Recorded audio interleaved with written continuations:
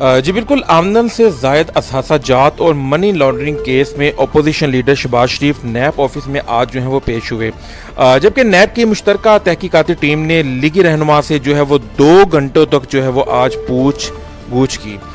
2 घंटों तक वो कौन से ऐसे सवालात थे जो कि शहबाज शरीफ से जो है वो नैब की जानिब से पूछे गए। मैं अपने नाज़रीन को आगाह करता चलूँ कि असासाजात केस में अपोजिशन लीडर शहबाज शरीफ जो है वो नैब को आज मुतमिन नहीं कर सके,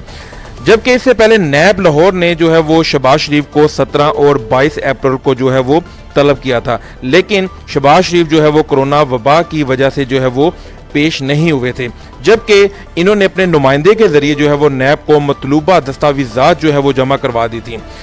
इस केस में अगर बात की जाए, शहबाज शरीफ को जो है आज तीसरी बार तलबी का नोटिस जो है वो जारी किया गया था। शहबाज शरीफ आमदन से जायद असासा जात केस में कौमी एहतसाब ब्यूरो नैब के दफ्तर में पेश हुए और 2 घंटों तक जो है वो नैब की मुश्तरका तहकीकाती टीम को जो है वो सवालात का जवाब जो है वो देते रहे। वो कौन से ऐसे सवालात थे जो कि नैब की जानिब से 2 घंटों तक जो है पूछे गए, जबकि नैब का कहना था कि आपके अकाउंट से बैरून मुमालिक में जो है 5 मशकूक ट्रांजैक्शन जो है वो हुई हैं।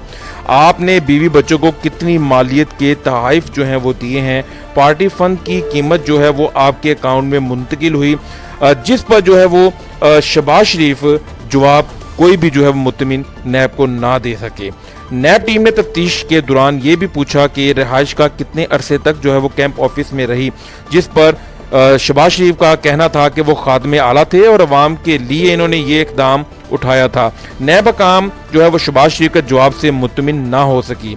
जबकि नैब ने जो है वो 2 जून को दोपहर 12 बजे रिकॉर्ड्स में जो है वो शहबाज शरीफ को दोबारा तलब कर लिया।